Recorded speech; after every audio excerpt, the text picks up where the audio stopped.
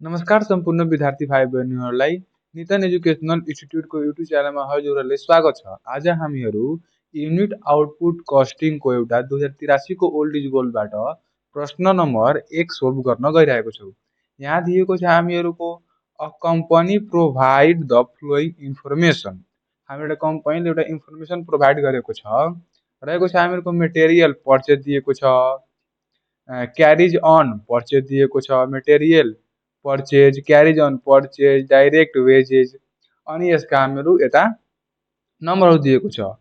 Material purchase कति दिएको छ, 4 लाख दिएको छ, क्यारिज अन पर्चेज 20,000 दिएको छ, डाइरेक्ट वेजेज 2 लाख दिएको छ। त्यसै गरी हामी सम्पूर्ण जानकारीहरू इन्फर्मेसनहरू दिएको छ। अनि यता हामीको तल के दिएको छ भने स्टक अफ गुड्स दिएको छ। मेटेरियलमा माने हामी मेटेरियललाई ओपनिङ स्टक अफ र मेटेरियल भन्छौँ।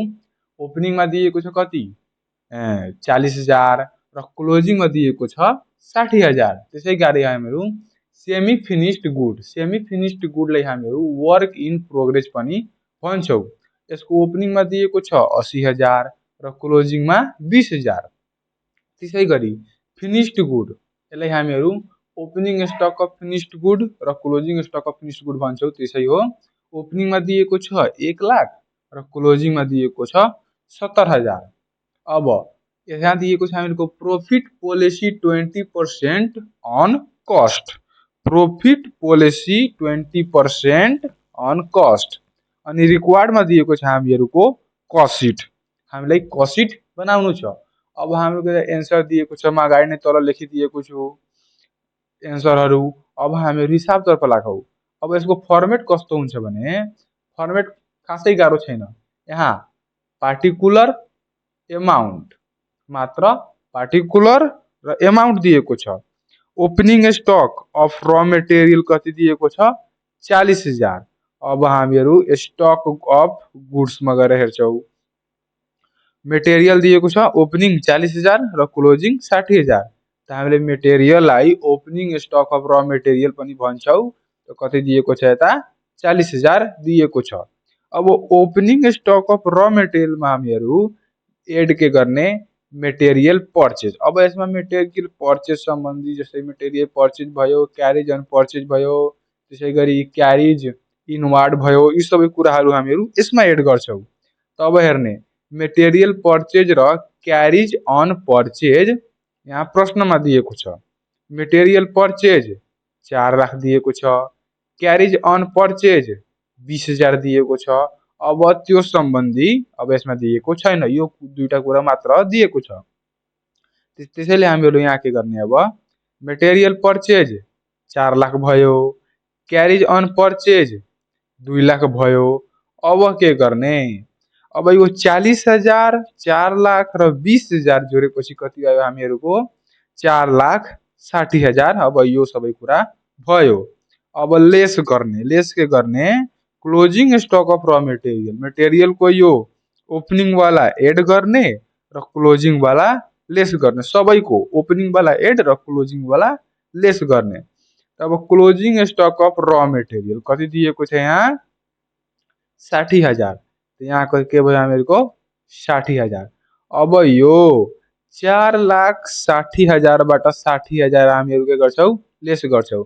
यहाँ एउटा चिन्ह हुन्छ, यो जस्तै एउटा यहाँ यो जस्तै यहाँ पनि हुन्छ, यहाँ छुटिसकेको छ।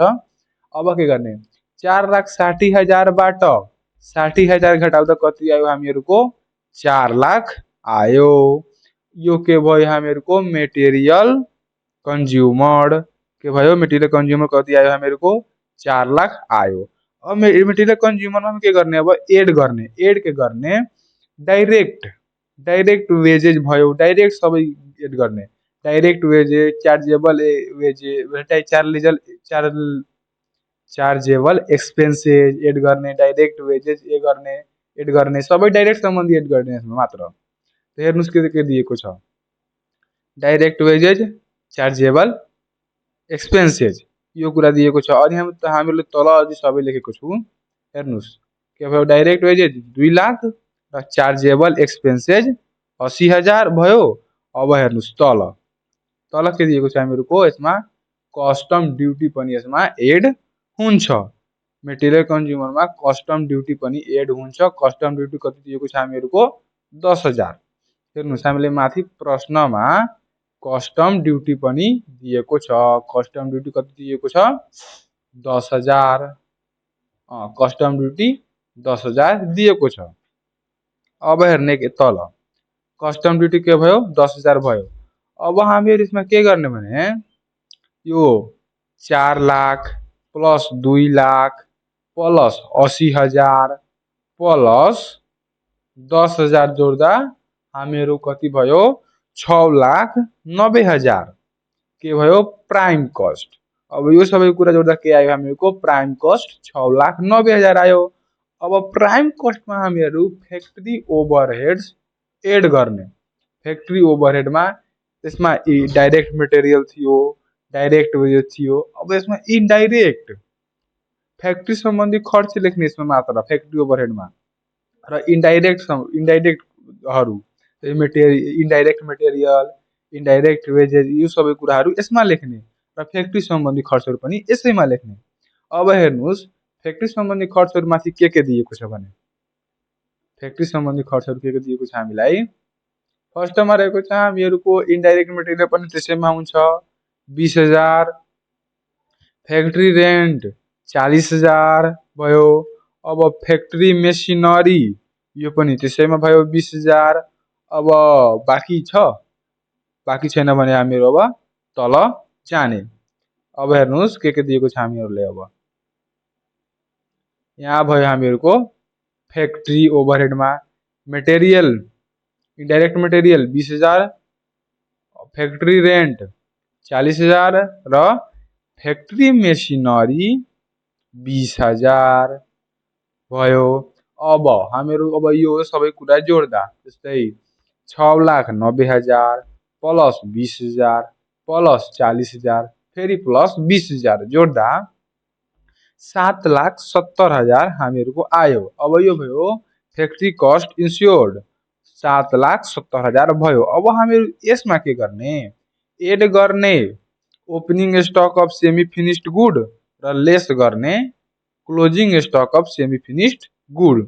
सेमी फिनिश्ड गुड्सलाई वर्क इन प्रोग्रेस पनि हामीहरूलाई फर्मेटमा दिएको छ किताबको फर्मेटमा। अब हेर्नुहोस् सेमी फिनिश्ड गुड्स को ओपनिङ दिएको छ 80,000 र क्लोजिङ 20,000। ओपनिङ 80,000 र क्लोजिङ 20,000। त हामीहरू के भयो यता अब तल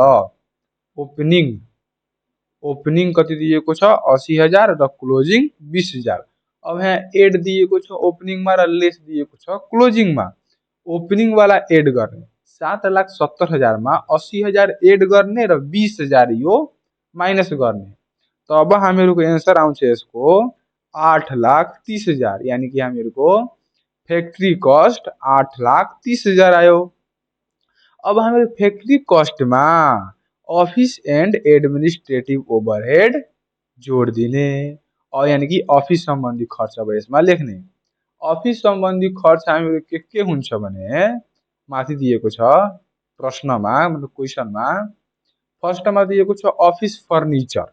यहाँ डिप्रिसिएसन अगाडि पनि दिएको छ अफिस फर्निचर हामी कति भयो 30,000 भयो।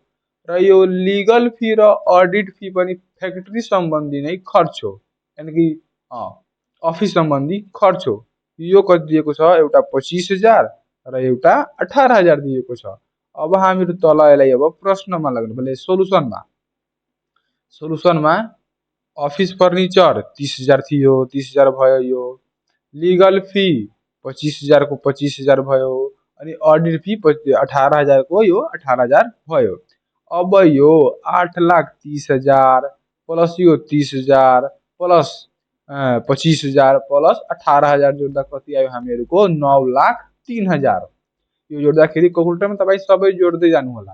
कुनै गल्ती भयो भने तपाईहरु सच्याउनु होला तर गल्ती यसमा छैन। 9,03,000 भयो।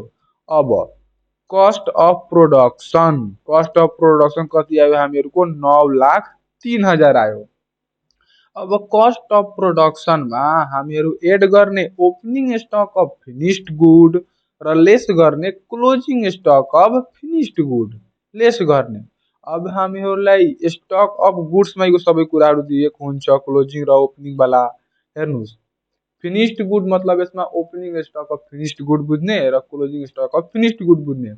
ओपनिङमा 1 लाख दिएको छ र क्लोजिङमा 70,000 दिएको छ। त हामीहरू के गर्ने त अब तल ओपनिङ ओपनिङ दिएको छ हामीहरूको 1 लाख र क्लोजिङ दिएको छ कति 70,000। त ओपनिङ वाला एड गर्ने र क्लोजिङ वाला लेस गर्ने।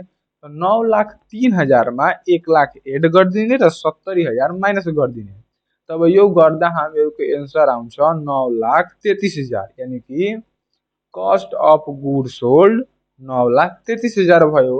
अब कस्ट अफ गुड सोल्डमा हामीहरू एड के गर्ने अब सेलिङ एन्ड डिस्ट्रिब्युसन ओभरहेड। यो selling and distribution overhead, office and administrative overhead र यो फ्याक्ट्री ओभरहेड, यो फ्याक्ट्री ओभरहेड दिएको छ माथि एउटा, यो सबै टपिक हो।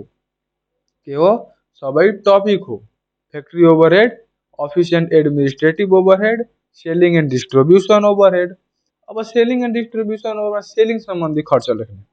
त डिलिभरी भ्यान, क्यारिज आउटवार्ड, यहाँ हामीहरूको प्रश्नमा दिएको छ माथि। हेर्नुहोस्, प्रश्नमा दिएको छ यिनीहरू। डिलिभरी भ्यान कति दिएको छ 10,000, क्यारिज आउटवार्ड 15,000 र क्यारिज इनवार्ड दिएको भए यसमा क्यारिज आउटवार्ड दिएको छ। धेरै विद्यार्थीहरूले यसमा प्रब्लम हुन्छ। क्यारिज इनवार्ड हुन्छ यो फर्स्टमा यहाँ एड हुन्छ यसैमा, र क्यारिज आउटवार्ड दिएको छ भने यो सेलिङ एन्ड डिस्ट्रिब्युसन ओभरहेडमा जान्छ। यहाँ आउँछ। हेर्नुहोस्, यो 15,000 र यो डिलिभरी भ्यान 10,000 भयो। अब यो 9,33,000 प्लस 10,000 प्लस 15,000 जोड्दा 9,58,000 भयो। यो के भयो हामीहरूको टोटल कस्ट। अब हामीहरू एड के गर्ने नेट प्रॉफिट र सेल्स निकाल्ने। तब नेट प्रॉफिट कसरी निकाल्ने, यहाँ त हम अगाडि निकालिदिएको छु। अब हेर्नुहोस् नेट प्रॉफिट कसरी निकाल्ने। 9,58,000 दिएको छ, तो 9,58,000 को यहाँ हेर्नुहोस् भनेछ profit policy 20% on cost. Cost यानी कि टोटल कस्ट। टोटल कस्ट को 20% चाहिँ प्रॉफिट हो। प्रॉफिट पोलिसी दिएको छ यता।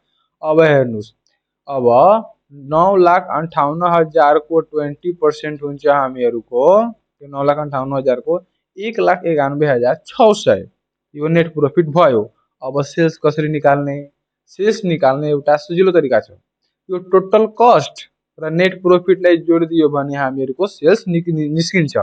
सेल्स कति छ भने हामीहरूको 11,49,600। यो भयो हामीहरूको यो सबै हिसाब सोलुसन भयो। अब म सबै मेटाइदिरहेको छु केयर मेट गरेको। तपाईहरुलाई स्क्रिनशट लिइहाल्नु होला। स्क्रिनशट लिएपछि अलिकति काप्न सार्न सजिलो हुन्छ, तर बुझेर सार्नु, नभए यो हिसाब छिटै बिर्सिन्छ। अब हामीहरू यो 2083 को ओल्ड इज गोल्ड को प्रश्न नम्बर 1 हो। त्यसै गरी हामी बिस्तारै बिस्तारै सबै ओल्ड इज गोल्ड को पुरै प्रश्न सोल्भ गर्ने छौ। हामीहरूलाई सब्स्क्राइब गरिहाल्नु होला। हजुरहरूले पुरै ओल्ड इज गोल्ड को पुरै जति च्याप्टर छ सबैको ओल्ड इज गोल्ड को सोलुसन तपाईहरु पाउन सक्नुहुनेछ। हेर्नुस्, अब यो स्क्रिनशट, यो तलको यो स्क्रिनशट एकछिन लिइहाल्नुस्। यति छ, लिइहाल्नु भयो। अब यो पनि, अब एउटा माथि पनि छ। हेर्नुस्, यो यहाँ दिएको छ ओल्ड इज गोल्ड को 2083 को ओल्ड इज गोल्ड को पहिलो प्रश्न यो हो। अनि हेर्नुस्, कुनै कुनैमा ओपनिङ स्टक र क्लोजिङ स्टक वाला दिएको हुँदैन। अनि त्यसको लागि अर्कै तरिकाले गर्नु। यही तरिकाले गरिन्छ, तर ओपनिङ स्टक र क्लोजिङ स्टक त्यसमा लेखिँदैन। अनि कुनै कुरा एउटा कुरा मात्र फरक हुन्छ, त्यो अर्को भिडियोमा सोल्भ गर्छु भने बताइदिन्छु। यो पनि स्क्रिनशट लिइहाल्नु होला।